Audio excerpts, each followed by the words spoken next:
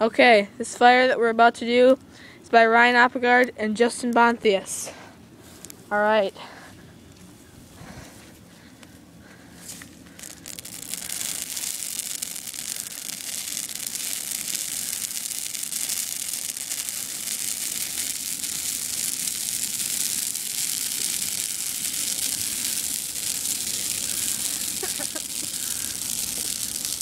It's kind of weird looking.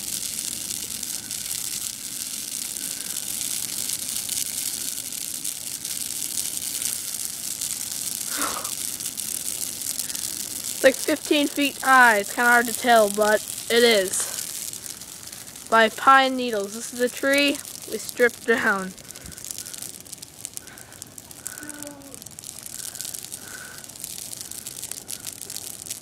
Whoa, it's like overflowing.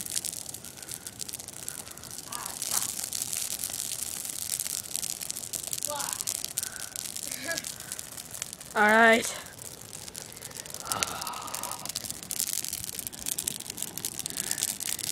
Pine needle. Alright.